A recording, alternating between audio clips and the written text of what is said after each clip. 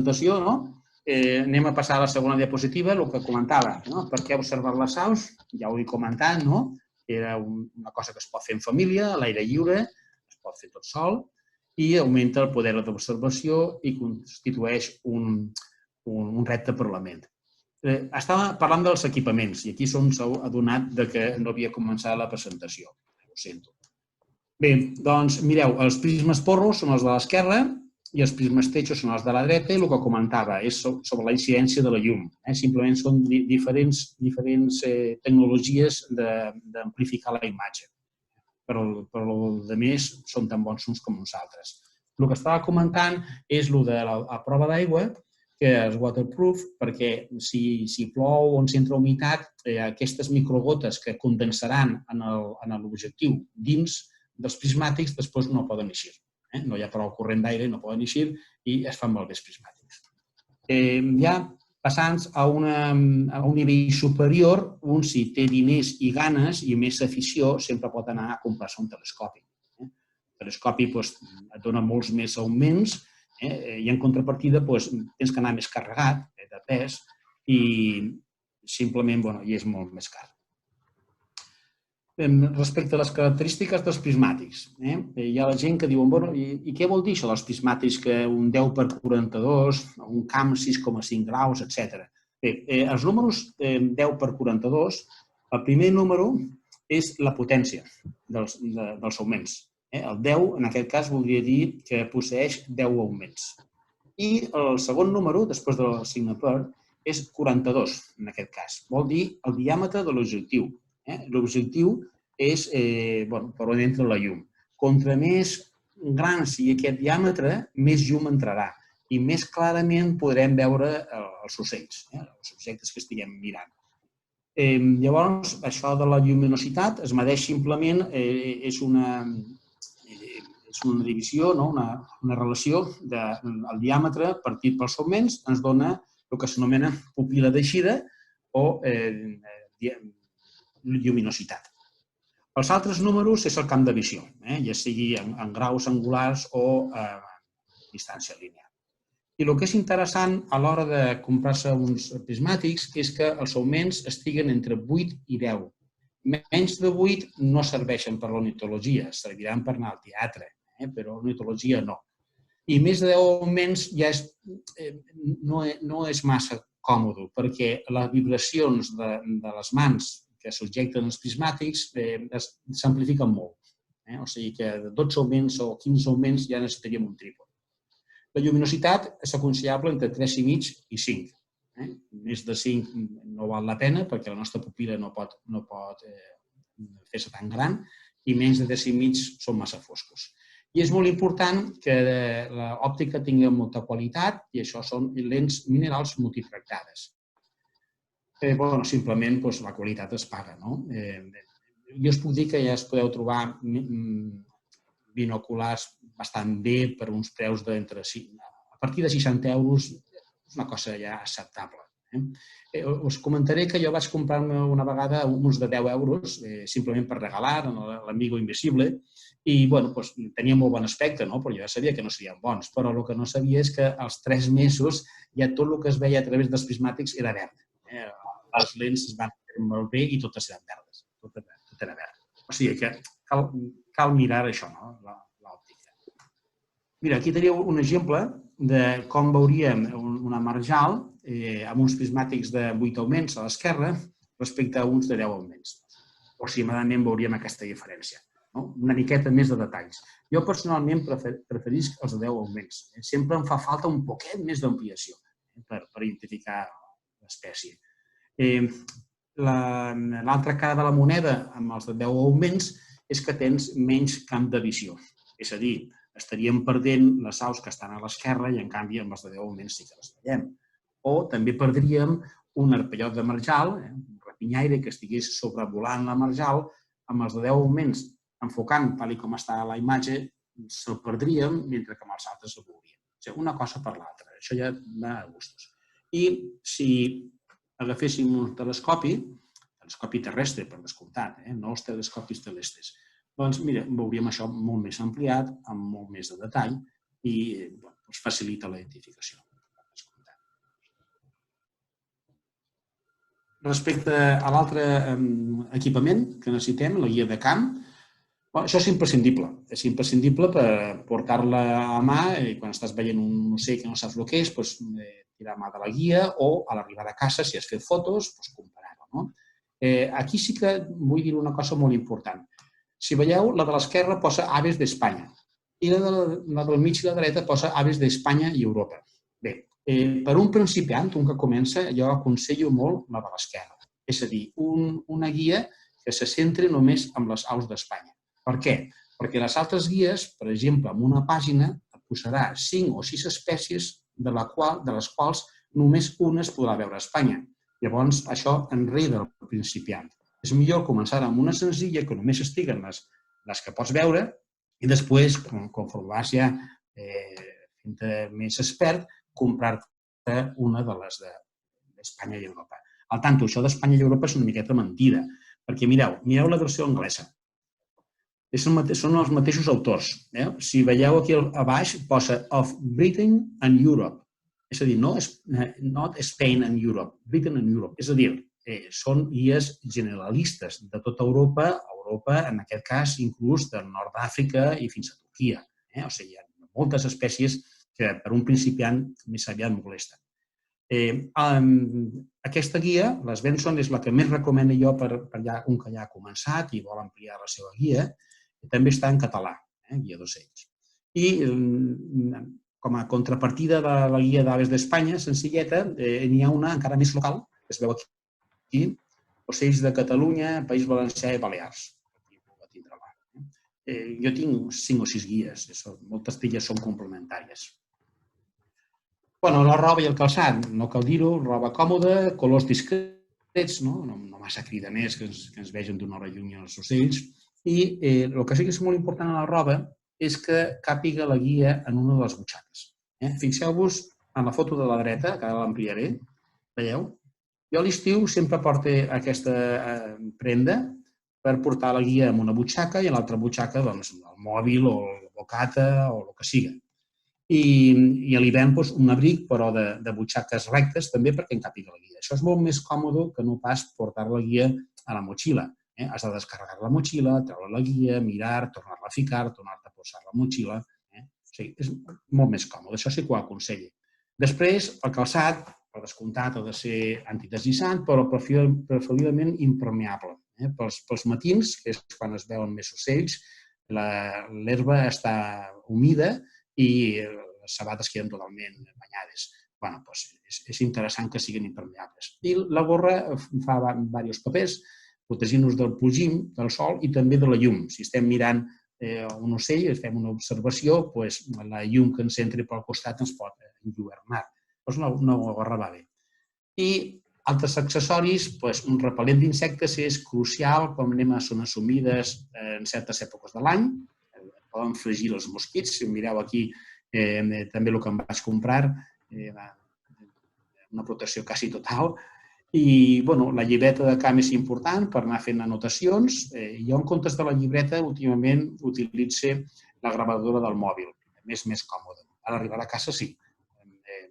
Escric tot el que he gravat a la llibreta de camp i la passo. Això des de l'any 81 ho estic fent. I després la motxilla va bé per portar impermeable, aigua, entrepà, o inclús per posar la roba si fa calor i vas traient-te jerseis i de més. Passem ara a uns conceptes d'identificació. Bé, l'important per identificar les aus són buscar les marques de camp. Les marques de camp són els caràcters, els trets distintius de cada espècie. És a dir, per exemple, el gafarró és un ocellet rodonet que li agrada posar-se ben vistós perquè li facis fotos i cantar molt cridanerament. Això són com a marques de camp. Podem distingir fàcilment una anàtida, com el coll verd, com veiem un ànec, o podem distingir fàcilment una cigonya o una gavina. Això són marques de camp de dir, dintre de les gavines anem a veure quina espècie és, anem a fixar-nos en altres marques. Però en principi la coloració, la forma, tot això entra dintre de les marques de camp. Ara anem a fer un primer exercici. Mireu, aquí hi ha unes quantes, 3 espècies que sobrevolen el cel dels nostres pobles, normalment. La de l'esquerra, els dos ocellets de l'esquerra són orenetes, els dos del mig a dalt són oreneta cua blanca i els dos de baix a la dreta són falsies, vencejos en castellà. No les podem distingir perfectament. La falsia és tota negra, la oreneta cua blanca té la cua blanqueta i les altres orenetes, tot el dors és tot fosc. Però, malauradament, així no ho veiem mai. Ho veiem més o menys així. O sigui que un ha d'estar ben preparat per ràpidament poder veure la marca de camp que pot distingir una espècie d'una altra. A més del plomatge i de la coloració, és molt important altres aspectes per a la identificació de les diferents espècies. I aquí he fet un llistat. Per exemple, la mida, com és la silueta, el seu bec, com es comporta, com vola, com és el seu reclam i quan es pot veure o on es pot trobar. On es pot trobar vol dir que els voltors els trobarem a la muntanya i no anem a la platja i pensem veure un voltor. I viceversa, si anem a la muntanya no veurem aus del mar, baldrigues o gavines. Quan es pot veure és molt interessant també, perquè aquí en aquesta foto el que s'ha fotografiat són judies, en castellà és la ave fria. L'ave fria li ve el nom que només es veu a l'hivern. Migren del nord i centre d'Europa a Espanya i el nom en castellà ve que només es pot veure a l'hivern, exceptuant excepcions d'alguna au, algun individu ferit que no hagi pogut migrar-hi això, però en general només a l'hivern. Però anem a mirar ara punt per punt aquests aspectes. Quina és la seva mida? Doncs això hem de comparar amb patrons de referència. Per exemple, és tan gran com un teuladí, com un colom, tan gran com una gavina. M'ha sortit un missatge, no sé si l'heu vist, que ens queden 10 minuts, malament. La silueta. La silueta ens indicarà el tipus d'au, no? Si és un rapinyaire, dintre del rapinyaire si és un falcó, té les ales molt característiques i a vegades les veiem a contrallum o amb poca llum perquè ja és poqueta nit, podríem distingir a la dreta un mussol, d'un colom, un faisán. Mirem, a veure si podem veure i identificar què és això. Estic segur que tots. Un voltor. Un vol així molt assossegat, amb una cua molt curta i unes ales amb molta envergadura. La cua és molt important, no sols la forma, sinó també com la mouen i de més. Anem a veure un altre exercici respecte a la importància de la cua. Mireu, ara passaran dos rapinyaires. Anem a veure si sabem el que són. Sí.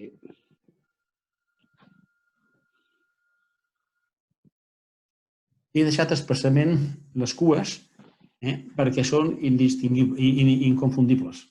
Mireu, aquesta cua només pot ser del milà reial en un rapinyaire, aquí a Espanya. I aquesta, que també és aforquillada però molt menys, és un milà negre. Si no podem veure la coloració del plomatge, perquè no hi ha prou condicions de llum o és a contrallum, només per la cua ja podríem identificar-lo sense cap dubte. En els còrvids. Els còrvids són una família d'ocells molt intel·ligents. Bé, n'hi ha alguns que són totalment negres, la blanca, l'urraca, és molt fàcil de distingir, però entre la cornella i el corb, si els veiem a prop, el corb té el bec molt més fort i és una miqueta més gran. La gralla és també tota negra, però la gralla es distingiria fàcilment. És molt xicotigua, mireu, comparada amb una gavina. Però les altres dues són animals bastant grossos i és més difícil distingir-los, sobretot si estan volant i no sabem si estan molt lluny o molt a prop i no sabem distingir bé la mida. Doncs anem a veure aquest exercici, a veure si podeu distingir si és un corb el que vola o una cornella.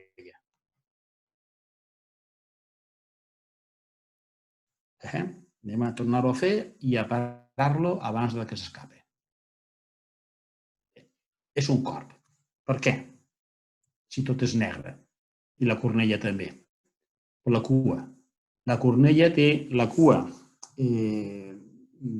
així arrodonida, mentre que el corb la té en forma de cunya, com una pastilla Juanola. Això és totalment una marca de camp molt bona per distingir les dues espècies, si no estem segurs de la mida. El bec. El bec també ens pot donar molta informació.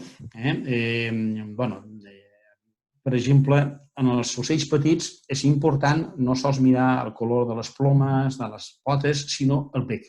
Amb això distingeix moltes famílies. Famílies dels granívors, com a l'esquerra, la verderola, l'escribano cerillo, en castellà, o el gafarró, tenen un bec ben potent, ben fort, i això és per trencar el gra. Són granívors. Mentre que les altres tres espècies que aquí mostre tenen el bec ben finet i és perquè són espècies insectívores.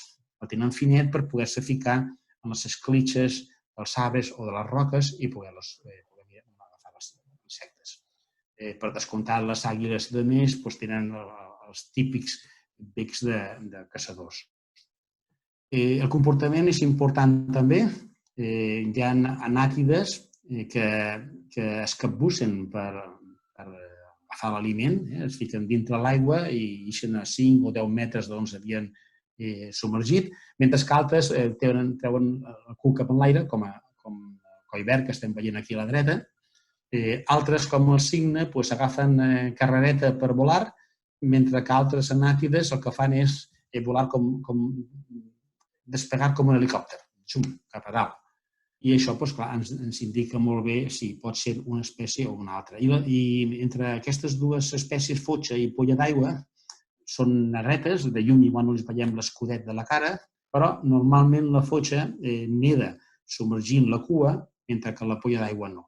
I això ja ens pot ajudar a la identificació.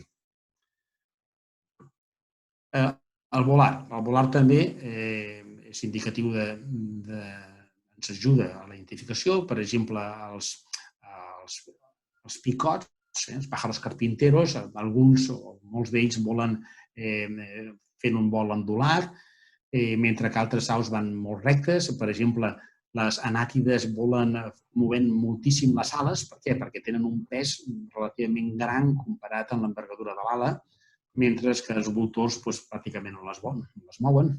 I és molt interessant un rapinyaire xicotiu, el xoriguer, o cernícalo en castellà, que el nom en castellà de cernícalo és perquè se cierne. Es queda plantat a l'aire, movent les ales, mentre s'escodrinya el terra buscant la presa. És una característica. Si veieu una au així, relativament xicotiua, que s'ha parat a l'aire, quasi segur del tot és un xoriguer. El cant. El cant és importantíssim, però això ja necessita molt d'entrenament. Molts dels meus amics bons ornitòlegs diuen: mira, Joan, allà hi ha tal espècie. Com l'has vista? No és que l'hagin vista. Primer l'han oïda. L'han oït i després han identificat el cant i ja sabien el que buscar. Ho han buscat i ho han vist. O sigui que això ajuda moltíssim sempre quan un estigui ben entrenat i això és qüestió d'entrenament i d'anys. Al tanto que aquest de l'esquerra, l'estornell, imita cants d'altres ocells i això pot complicar-nos la vida, a part que cada espècie té diversos tipus de crits i cants.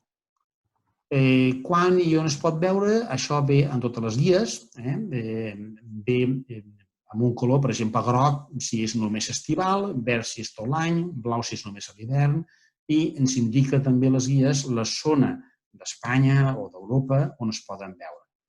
No la busqués, l'espàtula, no la busqués a la costa mediterrània, que no la trobaràs a València, la pots trobar igual al Delta de l'Ebre o a Doñana o simplement de pas. Això ho diu la guia a banda d'explicar les característiques. Estic preocupat perquè queden 5 minuts. Aquest exercici és molt interessant. Mireu, podeu identificar aquests dos ocellets que es veuen? Alguns de vosaltres direu: ostres, on estan? Deixem que es moguin. Com s'han mogut, ja podem saber on estan. Bé, són molt xocatius. Sí, doncs posem-nos els prismàtics. Això són prismàtics. Bé, es veuen els dos negrets, amb el bec sembla que és molt d'insectívors, és molt difícil de distingir-los, però esperem a que volen. M'ha semblat veure alguna cosa taronja. Aquí m'ha semblat veure la cua una miqueta blanca. Anem a repetir-ho en càmera lenta. El de l'esquerra té la cua taronja i el de la dreta la té blanca. Doncs això serien les marques de camp que ens permetrien distingir entre una cua roja fumada, el colirrojo tizón, en castellà, d'una còlvia negra, la collalba negra. Doncs això és el que s'ha de fer. S'ha de fer i amb rapidesa i a poder ser tenint en el cap ben clar què és el que estem mirant o buscant. Com a consells, és important utilitzar la numeració horària respecte a algun punt de referència a l'hora d'indicar on estem veient la nostra observació. No hi ha cosa que faci més ràbia que un que diga mira, en l'arbre està una espècie nova, en l'arbre. I dius, en quin arbre? N'hi ha 6. Doncs en el segon arbre, el segon, de l'esquerra, de la dreta, ja tenim l'arbre. A on? Allí, allí. No, allí no vol dir res. Agafaries la persona i li donaries un sopapo. Doncs si diu a les 10, en el segon arbre començant a l'esquerra, a les 10, ja t'indica on has de mirar. I si anem en barca, doncs mira, la proa són les 12 i la popa són les 6. És una bona manera d'indicar als companys on han de mirar. I per últim, els aspectes ètics, no molestar a les aus ni el seu entorn, res d'anar apropant-se fins a espantar-les, sobretot els nius, i cal no fer massa soroll ni parlar en veu alta, i el millor moment del dia per observar-les és de bon matí o poqueta nit, posta del sol. Aquí teniu les adreces de les webs de l'ESBO i de la SEO i aquí algunes indicacions de llocs propers per veure aus.